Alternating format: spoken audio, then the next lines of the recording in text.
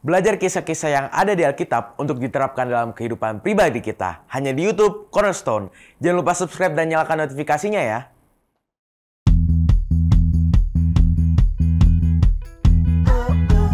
Kemenangan Ester akan membahas tentang kemenangan Ester di mana ia mengalahkan Haman di depan Raja Ahasveros. Prinsipnya bahwa kejahatan tetap kejahatan gitu loh. Tetap kejahatan.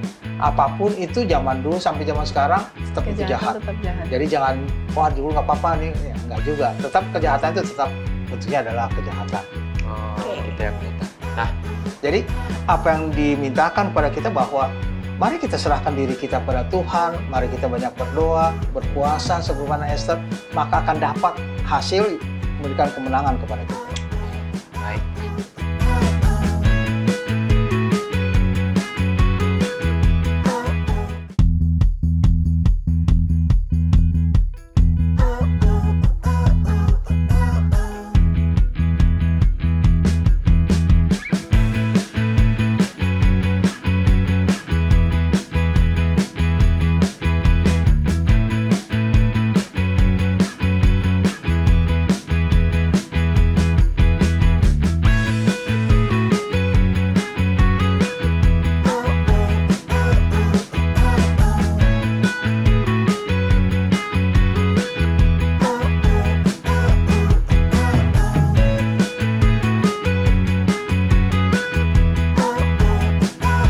Hai teman-teman Cornerstone, senang sekali ya kita bisa berjumpa lagi di episode Cornerstone Connection Hope Channel Indonesia, televisi yang mengubah hidup Anda bersama saya Raivaldo Siburian dan teman saya Brenda Jane. Nah, gimana nih kabarnya teman-teman yang di rumah dan kabar Kak Brenda?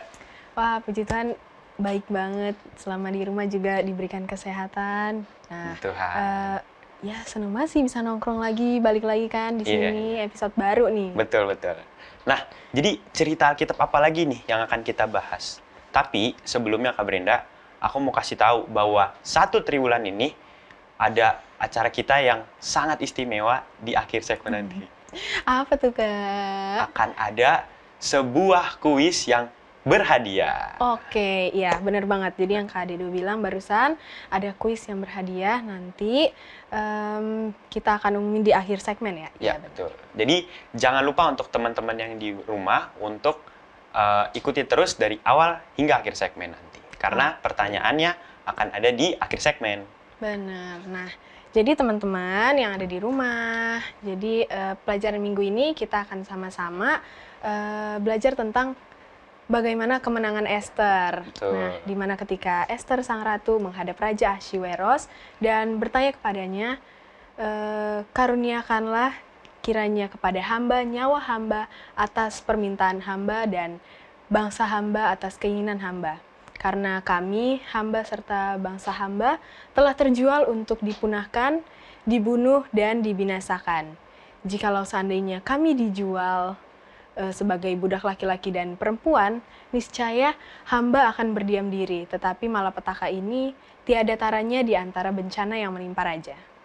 Iya, maka bertanyalah Raja Ahasveros kepada Ester sang ratu. Siapakah orang itu dan di manakah dia yang hatinya mengandung niat akan berbuat demikian? Lalu Ester menjawab, penganiaya dan musuh itu ialah Haman, orang jahat itu. Nah, betul, Kak. Jadi si Haman ini pasti sangat ketakutan dong. Lalu bangkitlah raja nih dan panaslah hatinya daripada minum anggur dan ke taman istana. Tetapi Haman masih tinggal di situ untuk memohon nyawanya kepada Ester, sang ratu, karena ia melihat bahwa telah putus niat raja untuk mendatangkan celaka kepadanya. Iya, benar sekali. Seru sekali sepertinya cerita ini ya, Kak ya. Bener, Kak. Aku Ini pasti jadi seru penasaran banget. nih. Penasaran banget nanti ujung-ujungnya gimana nih. Pasti teman-teman yang di rumah juga penasaran kan? Bener banget. Aku aja sekarang udah penasaran banget, kepo banget nih. Kayak Oke. lanjutannya gimana sih? Iya, oke. Tapi sebelum kita lanjut mencari tahu apa maksud pelajaran ini, tetap bersama kami di Cornerstone Connection.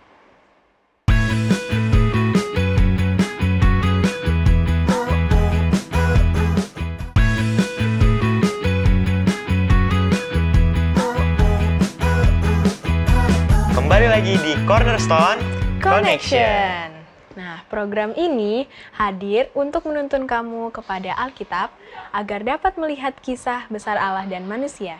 Ya, jika kamu mencari firman Allah yang benar, maka Cornerstone Connection ini akan membantu kita mengaplikasikan ke dalam kehidupan kita. Nah, sepanjang triwulan ini tema besar kita yaitu pembebasan. Dan kita sudah masuk di pelajaran kelima dengan judul Kemenangan Ester. Dan ayat intinya terdapat di dalam Ester 5 ayat 3. Tanya raja kepadanya, apa maksudmu hai Ratu Ester? Dan apa keinginanmu? Sampai setengah kerajaan sekalipun akan diberikan kepadamu. Betul, nah pelajaran pekan ini akan membahas tentang kemenangan Ester di mana ia mengalahkan Haman di depan Raja Ahasveros. Nah, benar banget. Di segmen ini juga sekarang udah hadir bersama-sama dengan kita dan untuk menemani kita semua nanti, Pendeta Beni Tambunan. Halo, Pendeta. Aman-aman sehat-sehat ya. Sehat, puji Tuhan, Pendeta. Oke, Pendeta, nanti sepanjang satu segmen ini kita masih ada banyak pertanyaan. Iya. Dan nanti dimohon Pendeta buat jawab pertanyaannya. Oke, benar Pak Pendeta. Saya langsung aja nih mau bertanya sama Pak Pendeta. Pertanyaan pertama yaitu, mengapa kehadiran Haman penting bagi Ester sementara dia membuat tuduhannya? Gitu. Iya, kita mengetahui bahwa waktu datang Mordekai kepada Ester, kasih tahu nih situasinya begini loh, ya pelajaran kita sebelumnya. Ya. Kemudian minta berpuasa, ya mereka berpuasa. Kemudian sekarang menghadap raja, raja terima, ya raja terima. Tapi Ester minta datang loh, ini ada jamuan, diundang. Juga Haman rekannya. Karena kalau nggak ada Hamannya sendiri, maka bisa saja itu bohong tuh ya. Waktu Haman dihubungin, wah enggak begitu gitu ya. Tapi karena ada bersama-sama di situ, maka Haman juga lihat raut muka raja dan bicara langsung pada raja, maka dia nggak bisa ngapa-ngapain lagi gitu ya. Apa yang diungkapkan oleh Ester itu adalah satu ungkapan bahwa ini loh, kami sebenarnya sudah tawanan, mau ngapain pun sebenarnya nggak apa-apa, tapi kenapa harus dibinasakan? Kenapa harus mau dihabisi semua kaum saya, semua bangsa saya gitu ya? Itu sebabnya kan ada permohonan raja yang ayat inti kita katakan ya, sampai raja katakan, kamu sebenarnya bikin pesta ini tuh apa sih? Ya, kamu mau apa? Setengah kerajaan ini juga saya kasih sama kamu kalau kamu mau. Ya. Tapi kan dia tidak minta, oke, saya minta setengah ya. Tidak, karena dia tahu misinya itu adalah untuk menyelamatkan bangsanya supaya jangan kena kepada Haman. Dan Haman mengambil itu momen itu untuk dia memperlihatkannya. Tadinya dia pikir dia aman-aman aja. Pada saat itu juga dia akhirnya ketahuan apa maksud dan tujuannya. Oke, pertanyaan kedua. Bagaimana cara Ester dan Mordekai memperlakukan Haman dan keluarganya, mengajarkan kepada kita mengenai bagaimana sebaiknya atau bagaimanakah yang tidak baik dalam memperlakukan musuh kita? Itu Pendeta. Ini susah-susah gampang. Susah-susah gampang karena kita bicara zaman dulu ya. Jadi zaman dulu itu orang itu kalau bertikai ataupun satu kalah, maka tuh mereka binasa habis. Keturunannya habis. Kenapa? Supaya tidak ada balas dendam. Ya, supaya tidak ada balas dendam, tidak ada nanti begitu ininya, wah nih keturunannya balas dendam, wah sudah ini kan dengan orang tua saya, sekarang saya balas dendam dan sebagainya. Dan akhirnya perseteruan itu ataupun permusuhan itu jadi panjang. Jadi zaman dulu memang dihabisi, itu sebabnya sampai 10 anak-anaknya Haman juga kan disuruh dibinasakan kan. Tapi zaman sekarang kan udah Yesus katakan kasihlah musuhmu ya. Kasihlah musuhmu. Jadi memberikan kepada kita bahwa tidak sama hal zaman itu, memang situasinya seperti itu ya, sepertinya seperti itu. Tapi zaman sekarang Tuhan katakan ya jangan lakukan hal-hal seperti itu. Bahkan Tuhan bilang kalau orang kalau orang sampai membohongi kamu ataupun jahat pada kamu dan lain sebagainya, ampuni kan gitu kan. Kalau tempelin pipi kiri kasih kanan, kalau suruh jalan 1 jalan 2 mil, ya suruh lain sebagainya, yang memberikan kadar baik apa yang harus dilakukan.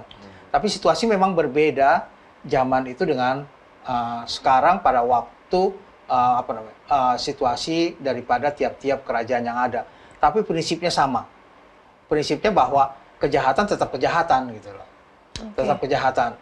Apapun itu zaman dulu sampai zaman sekarang tetap itu jahat. Tetap jahat. Jadi jangan wah dulu nggak apa-apa nih, ya, nggak juga. Tetap kejahatan itu tetap bentuknya adalah kejahatan. Oh, gitu ya pendeta. Nah, berarti dari Alkitab ini bahwa Tuhan telah menjanjikan kemenangan kepada kita pendeta, seperti yang Tuhan lakukan kepada Esther. Nah, kemenangan seperti apa pendeta yang Tuhan berikan kepada kita pada saat ini pendeta? Iya, dalam kehidupan kita sekarang ini kan banyak pergumulan dalam kehidupan kita, ya banyak lah ya. Kalian yang muda juga kan pasti ada pergumulan dalam sekolah, dalam pendidikan, kemudian dalam kehidupan pergaulan sosial, ya dalam rumah tangga dan lain sebagainya. Itu pasti ada hal dalam segala aspek pergumulan kita. Tapi kembali bahwa Esther ini kan memang orang yang memang sangat berserah kepada Tuhan, ya. Tapi dia tidak menjalankan itu seolah-olah, wah Tuhan udah kasih nih kesempatan ngomong sama raja, langsung aja dia minta, gini loh raja, itu Haman mau bunuh bangsa saya. Enggak kan? Dia pakai cara, diundang dulu dan lain sebagainya, ya. Jadi kemenangan itu kemenangan yang memang apa? Memang baik, memang indah, ya. Bukan kemenangan yang diikuti dengan emosi yang sesaat. Jadi apa yang dimintakan kepada kita bahwa mari kita serahkan diri kita pada Tuhan, mari kita banyak berdoa, berpuasa sebagaimana Esther, maka akan dapat hasil memberikan kemenangan kepada kita. Baik, terima kasih pendeta telah menjawab beberapa pertanyaan yang mungkin telah juga kita pikirkan selama ini. Oke, teman-teman di rumah pastinya masih kepo dong buat kelanjutan ceritanya, dan pastinya akan lebih menarik lagi. Jadi kita tunggu dan dengar apa kata Profesor Corner dalam segmen Apakah Kamu Tahu berikut ini. Halo sahabat Cornerstone semua, kembali lagi pada saat ini Profesor Corner akan memberikan informasi yang bermanfaat terkait pelajaran kita kali ini. Di dunia kuno, musuh yang dikalahkan biasanya mengalami nasib yang mengerikan. Tawanan perang hanya dapat berharap untuk mati terbunuh atau berakhir sebagai budak. Meskipun tawanan yang kaya dan penting mungkin terkadang dapat ditembus kembali ke rumah mereka dengan membayar sejumlah uang dan tanah. Nah, musuh yang dikalahkan mungkin saja disiksa, digantung, dilukai, dipotong, dipenggal, diselipkan, atau dibakar. Tergantung dari teknologi dan tradisi yang mereka kalahkan. Nah, sebagai orang Kristen, kita diajarkan untuk mengasihi musuh kita. Bagaimanakah ide mengenai balas dendam kepada musuh yang dikalahkan sesuai dengan ide Yesus mengenai pengampunan? Jenis kemenangan seperti apakah yang Allah janjikan kepada kita? Nah, itu dia informasi dari Profesor Corner untuk sahabat-sahabat Cornerstone. Sampai ketemu di episode selanjutnya. Bye.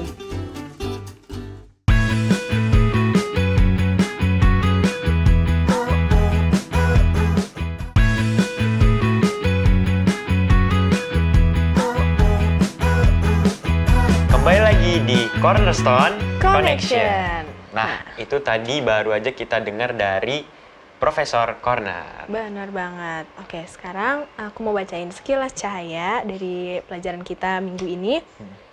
Pengalaman-pengalaman sukar yang menimpa umat Allah pada zaman Esther tidaklah khusus untuk zaman itu sendiri.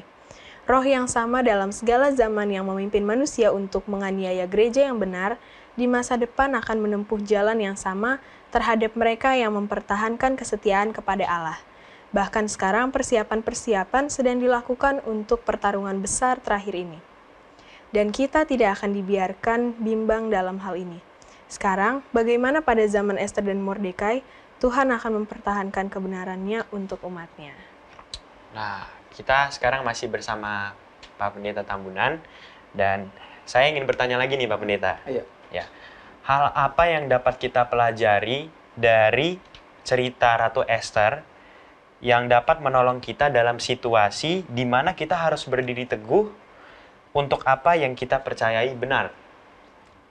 Iya, pelajaran kita kali ini yang bisa kita dapatkan adalah bahwa Esther itu tetap berjalan bersama Tuhan. Tuhan memimpin dia, Tuhan tunggu saat yang tepat untuk dia boleh melakukan segala sesuatunya, ya, dan dia mau untuk melakukannya. Dia tidak buru-buru, dia tidak main asal aja gitu ya. Dia juga bahasanya santun ya. Bukan bahasanya begitu.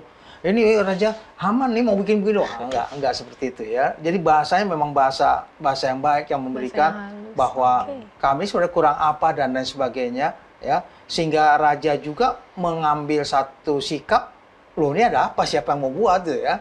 Saking marahnya masih diingat, raja kan sempat keluar ya. Sempat keluar, kemudian dia ke taman, dia tinggalkan. Haman itu minta pengampunan, minta maaf sama akan hal Esther itu ya, kepada Esther. Tapi pada waktu raja kembali, dilihat, loh ini kamu kenapa sepertinya demikian, tambah nikahnya. Dan lebih-lebih lagi pada waktu tahu bahwa ada tempat untuk menggantung Mordekai yang sudah disiapkan oleh Haman sendiri.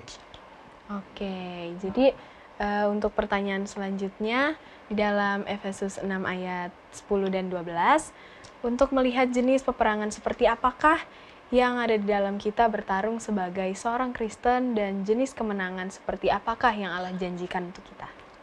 Iya, kita kan hidup dalam zaman yang memang segala sesuatunya lah ya.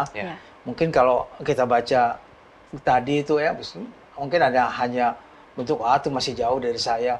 Zaman sekarang kan lebih banyak ya, baik dari segi obat-obatan, narkoba, ya, dari segi media sosial dan lain sebagainya ya. Sekarang kan orang demikian hebat ya. Maksudnya kadang-kadang hanya apa kabar? Jahil lu, kita bilang jahil aja orang bisa undang-undang IT nih bawaannya gitu ya. Padahal sebenarnya maksud kita ini temen nih sebenarnya biasa aja gitu ya. Biasa aja. Tapi waktu dia terima moodnya lagi nggak enak, kita yang kena gitu. Jadi sekarang ini apa yang harus kita persiapkan adalah ya kita tetap melakukan hal yang baik ya, tetap berserah kepada Tuhan, tetap berdoa kepada Tuhan ya. Sebagaimana Esther, dia tetap mengandalkan Tuhan dalam segala aspek kehidupannya. Ya, dengan kesopanan, dengan keberanian, ya dia boleh maju untuk membela bangsanya, walaupun awal pelajaran yang lalu kita, saya mati nggak apa-apalah demi bangsa saya. Tapi Allah menuntun dia karena kesetiaannya itu, dan Allah melepaskan dan memberikan kemenangan kepada Esther. Oke, terima kasih Pendeta buat pendapat dari jawaban-jawabannya, udah dijelasin tadi. Kita udah tahu ya, jadi penjelasannya tadi gimana. Dan sekarang kita akan mendengarkan pendapat teman-teman kita dari segmen Apakah Pendapatmu?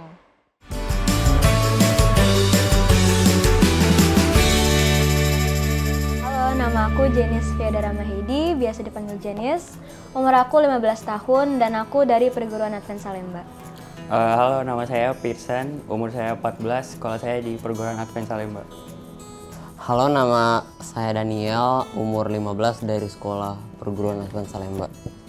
Ketika saya mendapatkan apa yang benar-benar saya inginkan, saya akan tentunya pertama-tama bersyukur dulu, berterima kasih sama Tuhan, karena pastinya semua hal yang kita dapatkan itu berasal dari Tuhan. Dan saya juga tentu berterima kasih kepada orang-orang di sekitar saya yang membantu saya mendapatkan hal itu. Berterima kasih kepada Tuhan. Soalnya karena udah minta sama Tuhan terus dikabulin gitu. Akan berterima kasih kepada Tuhan dan kepada semua orang yang udah membantu saya.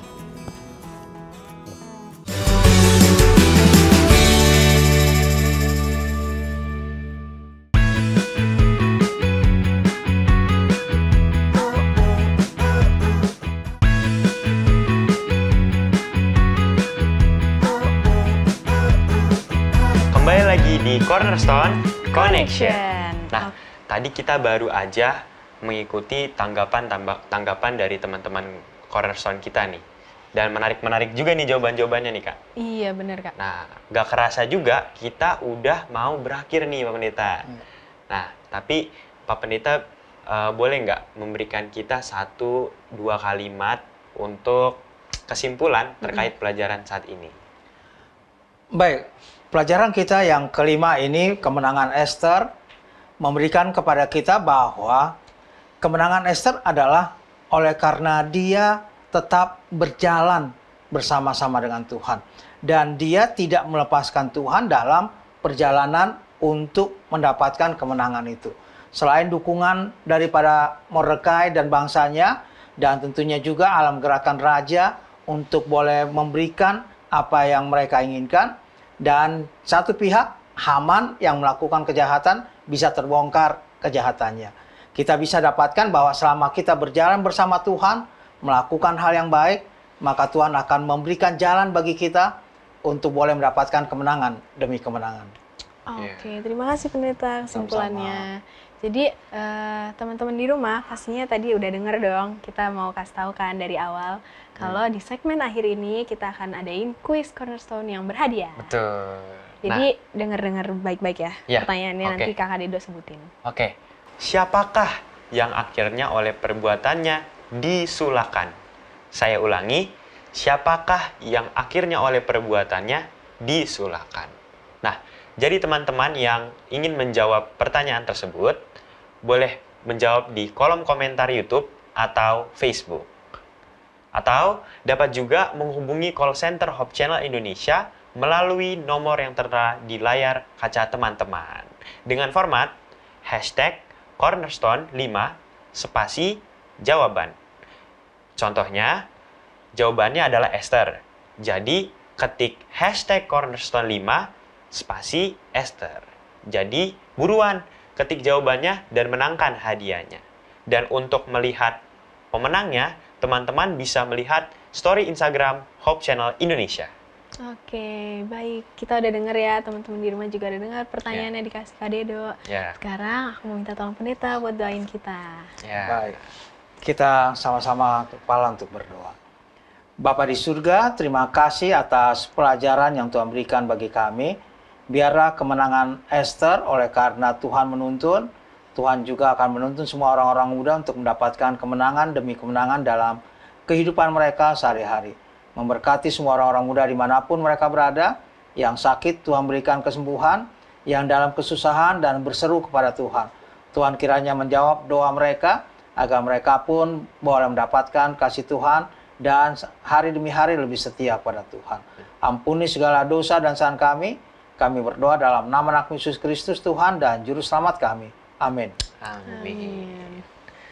Oke. Itulah pembahasan pelajaran Cornerstone kita sepanjang pekan ini bersama sahabat-sahabat di studio dan Pendeta Beni Tambunan. Terima kasih ya. Oke, semangat terus buat teman-teman di rumah dalam mempelajari Alkitab. Buatlah sebuah ketetapan untuk membaca Alkitab kamu dari halaman ke halaman dan lihat sendiri nanti apa yang akan terjadi di sana. Karena banyak janji pengharapan yang Tuhan tulis buat kita semua. Terima kasih sahabat Hope Channel yang selalu setia mencari dan belajar firman Tuhan melalui Cornerstone Connection.